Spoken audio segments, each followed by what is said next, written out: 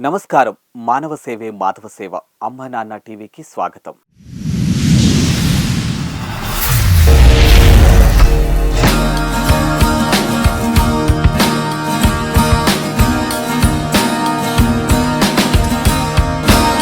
నలుగురికి ఉపయోగపడని విద్య సాటి మనిషికి సాయం చేసేందుకు పనికిరాని ధనం ఎంత సంపాదించినా వ్యర్థమే.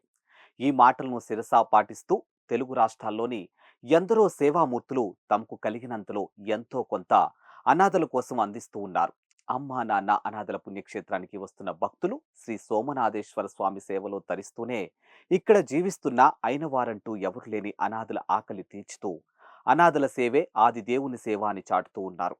అలా శ్రీకాంత్ అనే మానవ దేవుడు ఈ సేవాశ్రమానికి వచ్చి భక్తి మార్గం సేవా మార్గంలో తరించాడు. మనకు ఉన్నంతలో ఎంతో కొంత నా అంటూ ఎవరూ లేని అనాథుల కోసం వెచ్చిస్తే ఆ ఆనందమే వేరని అంటారు వెంకటాపురంకి చెందిన శ్రీకాంత్ అనే సేవామూర్తి.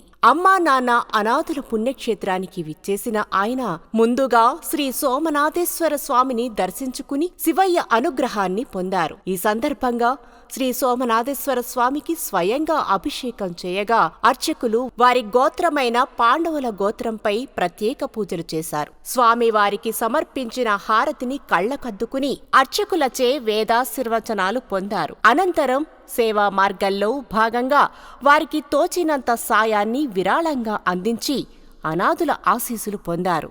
అమ్మా నాన్న అనాథల పుణ్యక్షేత్రం ఒక్క సేవాశ్రమం మాత్రమే కాదు, ఆ పరమేశ్వరుడు అనాథల కోసం కొలువైన శైవ క్షేత్రం. మీ తీర్థయాత్రల ప్రణాళికలతో ఈ రక్షణాలయాన్ని కూడా చేర్చుకొని ఒక్కసారిగా ఇక్కడికి విచ్చేసి ఎవరూ లేని అనాథలకు సాయం చేసి శ్రీ సోమనాథేశ్వరుడి ఆశీస్సులతో మీ రంగాల్లో ఉన్నత స్థితిలో నిలవండి. మీ గృహాల్లో జరుపుకునే శుభకార్యాలు, వర్ధంతి వేడుకల రోజున ఈ పుణ్య ప్రదేశానికి విచ్చేసి పరమేశ్వరుడి పరిపూర్ణ ఆశీస్సులు పొందండి.